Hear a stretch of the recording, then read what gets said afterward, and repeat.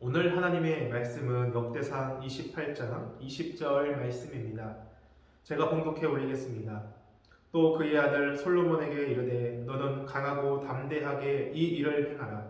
두려워하지 말며 놀라지 말라. 내가 여호와의 성전 공사의 모든 일을 마치기까지 여호와 하나님 나의 하나님이 너와 함께 계시사 내게서 떠나지 아니하시고 너를 버리지 아니하시리라. 오늘 본문은 임종을 앞둔 다윗이 솔로몬과 그 백성들을 향한 다윗의 유언에 대해 기록하고 있습니다. 다윗은 특히 성전 건축 문제를 중심적으로 당부합니다. 우리는 여기서 다윗이 그 성전 건축에 대하여 얼마나 큰 관심과 정성을 기울였는지 우리는 짐작하게 되죠. 임종을 앞둔 다윗이 마지막까지 이 성전 건축에 많은 관심과 정성을 기울였던 이유는 무엇 때문이었을까요? 바로 성전 건축은 하나님의 영광을 위한 일임과 동시에 백성의 신앙, 나아가 국가의 번영과도 직결된 일이었기 때문입니다.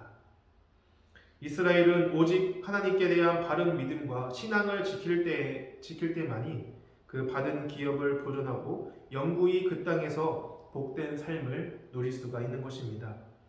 따라서 다윗은 백성들의 그 바른 신앙을 위하여 그들의 그 신앙 생활의 중심이 될 성전 건축에 그토록 관심과 정성을 기울였던 것입니다. 이처럼 다윗은 인생의 그 마지막 순간까지도 하나님의 영광과 그 백성의 신앙이 바르게 세워지고 보존되기를 바라는 그 마음뿐이었던 거죠. 이런 다윗의 모습과 마음을 보면 성전 건축은 당연히 다윗이 하는 것처럼 보여집니다. 그러나 하나님께서는 다윗의 손으로는 성전 건축을 할 수 없다라고 말씀하시죠. 3절 말씀입니다. 하나님이 내게 이르시되 너는 전쟁을 많이 한 사람이라 피를 많이 흘렸으니 내 이름을 위하여 성전을 건축하지 못하리라 하셨느니라. 하나님께서는 다윗이 그 전쟁터에서 피를 많이 흘렸으므로 다윗의 그 성전 건축의 소원을 거절하셨다고 말씀을 합니다. 성전 건축은 다윗이 가장 원하고 바라던 일생일대의 수건이었습니다. 하지만 하나님께서는 다윗의 이 성전 건축의 소원을 거절하셨죠. 다윗이 아무리 하나님의 마음이 합한 자라 할지라도 그 전쟁이 하나님의 그 언약 성취를 위한 거룩한 전쟁이었다 할지라도 피를 많이 흘렸다면 하나님의 성전을 지을 수 없다라고 말씀하시는 것입니다. 이러한 하나님의 말씀은 성전의 성격이 어떠한지를 우리에게 분명하게 가르쳐 줍니다. 즉 성전이란 거룩하신 하나님께 예배하며 그분의 임재를 체험하는 곳으로 참된 안식과 평화를 체험할 수 있는 곳임을 말해주는 것이죠. 다윗은 그 자신의 소원과 계획이 막히게 될 때 낙심하거나 좌절하지 않았습니다.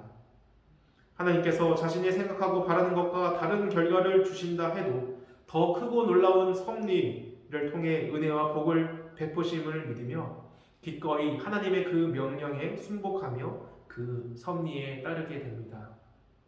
우리도 우리의 생각과 우리의 계획이 가로막힐 때 그 가운데서도 선하게 역사해 가시는 하나님의 지혜와 섭리를 찬양하며 순복하시는 우리 모든 성도님들 되시기를 주님의 이름으로 축원합니다. 그렇다면 하나님은 다윗의 이 성전 건축의 소원을 어떻게 이루어 가실까요? 6절 말씀입니다. 내게 이르시기를 내 아들 솔로몬 그가 내 성전을 건축하고 내 여러 뜰을 만들리니 이는 내가 그를 택하여 내 아들로 삼고 나는 그의 아버지가 될 것임이라. 하나님께서는 다윗에게 솔로몬을 통해 성전을 지을 것을 말씀하시면서 하나님께서 솔로몬을 택하여 그를 하나님의 아들로 삼으며 솔로몬의 아버지가 되리라라고 말씀해 주십니다. 이러한 하나님의 말씀은 솔로몬에게는 실로 놀라운 축복의 말씀이 아닐 수 없습니다. 왜냐하면 하나님이 솔로몬의 아버지가 되어주신다는 것은 하나님께서 솔로몬의 그 모든 것을 보장하신다는 의미가 담겨져 있기 때문이죠. 아버지는 아들에게 있어 양육자요, 보호자요, 후원자입니다. 전지전능한 그 하나님께서 솔로몬의 아버지가 되어주신다는 말씀은 복 중에서도 가장 큰 복이 되는 것이죠. 이 복, 이 전지전능한 하나님께서 우리의 아버지, 나의 아버지가 된다는 이 큰 복이 우리 모두에게도 있는 것입니다. 9절 말씀을 보면 다윗은 솔로몬을 향해 온전한 마음과 기쁜 뜻으로 하나님을 섬기라고 권면합니다. 9절 말씀입니다. 내 아들 솔로몬아, 너는 내 아버지 하나님을 알고 온전한 마음과 기쁜 뜻으로 섬길지어다. 여호와께서는 모든 마음을 감찰하사 모든 의도를 아시나니 네가 만일 그를 찾으면 만날 것이요 만일 내가 그를 버리면 그가 너를 영원히 버리시리라.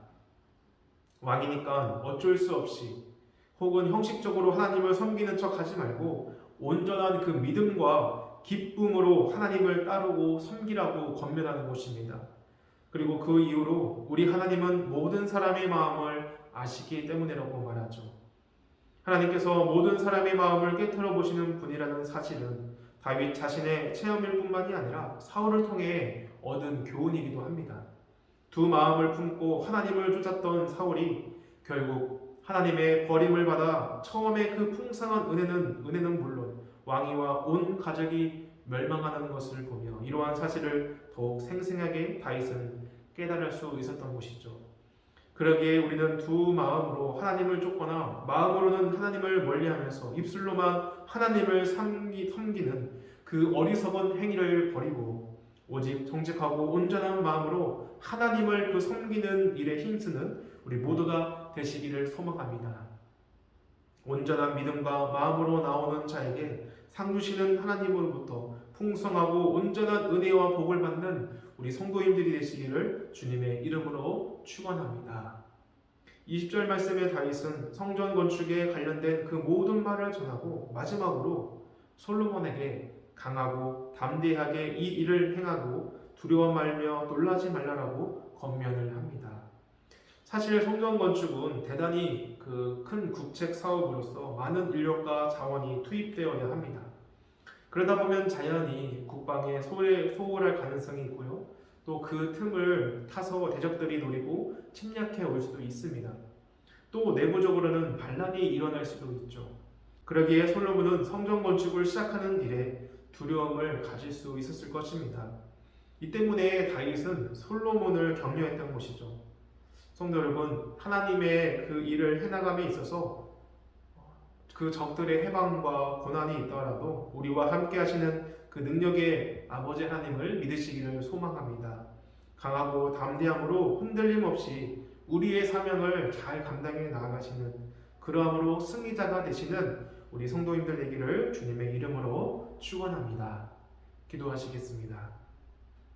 아버지 하나님, 우리 인생의 목적이 하나님의 영광과 하나님 나라를 위해 힘쓰게 하여 주옵소서. 주님, 우리가 생각하고 바라는 것과 다른 결과를 하나님께서 주신다고 해도 더 크고 놀라운 섭리를 통해 은혜와 복을 베푸심을 믿으며 기꺼이 하나님의 명령에 순복하며 그 섭리에 따르는 사명자, 승리자 되게 하여 주옵소서. 감사드리며 우리 주 예수 그리스도의 이름으로 기도드립니다. 아멘.